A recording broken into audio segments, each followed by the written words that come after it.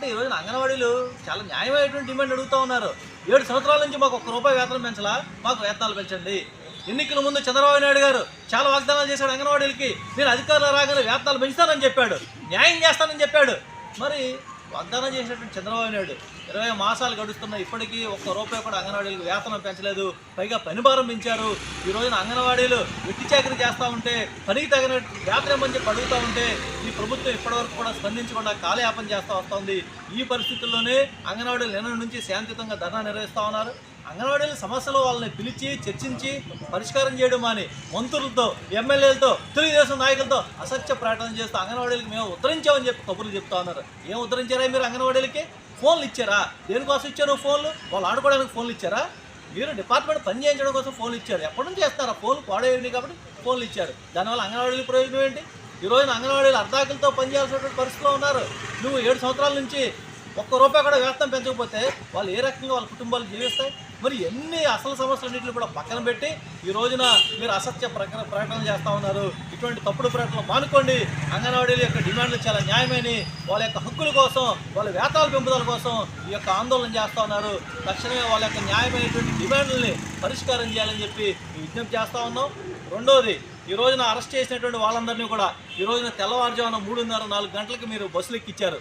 ఇప్పటి వరకు వాళ్ళ బస్సులు తిప్పలా. కనీసం ఏలూరు తీసుకొచ్చారు పోలీస్ పెరేడ్ గ్రౌండ్స్కి, 7 గంటల వరకు ఇక్కడ పెట్టారు. వాష్రూమ్కి వెళ్ళడానికి లేదు వాళ్ళకి. ఇప్పుడు మళ్ళీ జంగారెడ్డిగూడెం, బుట్టాయిగూడెం, ధర్మాజిగూడెం అనేక ప్రాంతాల్లో పోలీస్ స్టేషన్ తీసుకెళ్తా ఉన్నారు.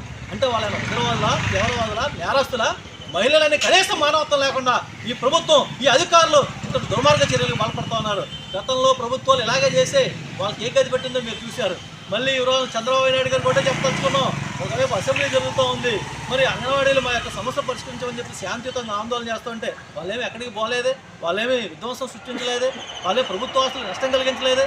మరి ఎందుకని నువ్వు వాళ్ళ మీద ఇలాంటి పైశాచిక చర్యలకు పాల్పడతామని చెప్పి అడుగుతా ఉన్నాం. ఇప్పటికైనా ఒకటే చెప్తా ఉన్నాం, చంద్రబాబు నాయుడు గారు తక్షణమే వాళ్ళని పిలిచి చర్చించి ముందు వేతనాలు పెంచండి, వాళ్ళ న్యాయాన్ని పరిష్కారం చేయండి. ఇవాళ 1,00,000 మంది మహిళలు ఇవాళ రోడ్ల మీదకి వచ్చి ఆందోళన చేస్తూ ఉంటే 10 రోజుల నుంచి నిరాదర్శనం చేశారు, ధర్నాలు చేశారు.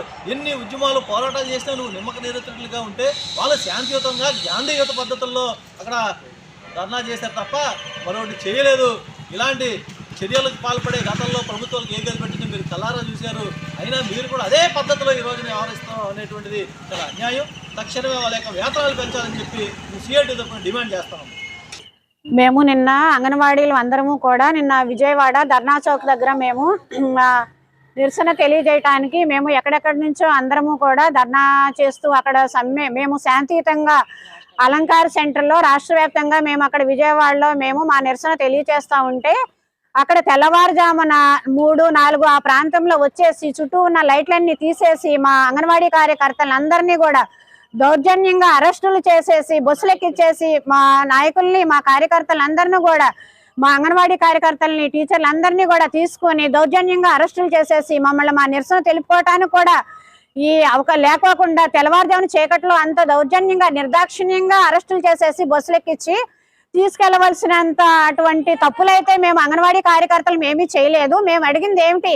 మీరు ఇచ్చిన మాట ప్రకారమే మేము అడిగాం కదా. మీరేమన్నారు? గత ప్రభుత్వంలో ఉండగా మేము 42 రోజులు సమ్మె చేసినప్పుడు మీరు ఏమని వాగ్దానం చేశారు మాకు? అమ్మ, మీరు నా అక్కా చెల్లెమ్మలు, నేను వస్తే మిమ్మల్ని ఆదుకుంటాను, మిమ్మల్ని చూసుకుంటాను, మిమ్మల్ని మీకు జీతాలు పెంచుతానని చెప్పి హామీ ఇచ్చిన మీరు ఈ రోజు సర్లే పెంచుతారులే కదా అని చెప్పి మేము శాంతియుతంగా, ఒకవేళ మర్చిపోయారేమో మా మాట అని చెప్పి మేము శాంతియుతంగా మీకు గుర్తు చేయడానికి అని చెప్పి మేము విజయవాడ ధర్నా చౌక్ దగ్గరికి వస్తే మీరు నిర్దాక్షిణ్యంగా మమ్మల్ని అందరినీ అరెస్టులు చేసి కనీసం ఆడపిల్లలను కూడా చూడకోకుండా బస్సులు ఎక్కించేసి తీసుకెళ్లి ఎక్కడెక్కడో గుంటూరు, బుట్టాయిగూడెం, పోలవరం అట్లా మారుమూల ప్రాంతాలకు తీసుకెళ్లిపోతారా మీరు?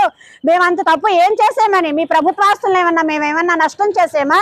మేము ఎందుకు అడిగాం? అది కూడా మీరు మా ధర్నా టెంట్ల దగ్గరకు వచ్చి మీరు గత ప్రభుత్వం ఉండగా మీరు వాగ్దానం చేశారు కాబట్టి మేము మీకు ఒక్కసారి గుర్తు చేస్తాంలే అని చెప్పి మేమందరం ఏకకంఠంగా మా అంగన్వాడీ కార్యకర్తలు, ఆయాలు అందరం కూడా వచ్చి విజయవాడలో మా నిరసన తెలియజేస్తే మీరు ఇచ్చే బహుమతులు ఇయ్యా చంద్రబాబు నాయుడు గారు? మీరు అరెస్టులు చేసి ఆడపిల్లలే కదా, అరెస్టులు చేస్తే పారిపోతారులే, అయిపోయిందిలే అనుకుంటున్నారేమో. మీరు ఎంత అరెస్టులు చేసినా కూడా మేమేమి మా సమ్మెనైతే విరమించుకోము. మా అరెస్టులకు ఒకవేళ ఆడపిల్లలు భయపడిపోతారనుకుంటున్నారేమో, మేమైతే భయపడిపోము.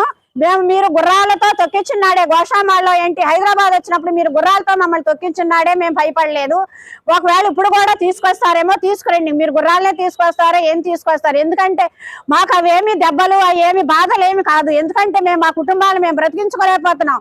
మీరు ఇచ్చిన 11,500 జీతంతో మేము మా కుటుంబాలను బ్రతికించలేక ఆ ఆకలి మంటల కంటే మీరు పెట్టే బాధలేమి మాకు పెద్ద బాధలేమి కాదు, అరెస్టులేమి పెద్ద అరెస్టులేమి కాదు. మీరు వెంటనే అరెస్ట్ చేసిన మా కార్యకర్తలందరినీ కూడా, మా టీచర్ని, ఆయాల్ని, నాయకుల్ని అందరినీ కూడా వెంటనే విడుదల చేసి మాకు జీతాలు పెంచితేనే ఈ సమ్మెను మేము విరమిస్తాము. మీరు మా కార్యకర్తల్ని విడుదల చేసి మా జీతాలు పెంచేయమని మీరు ఆ మాట చెప్పే వరకు కూడా మేమైతే ఈ సమ్మె మాత్రం ముగించుకోము, ఇంకా ఉధృతం చేస్తాము, ఇంకా తీవ్రతరం చేస్తామని చెప్పి మేము తెలియజేస్తున్నాం.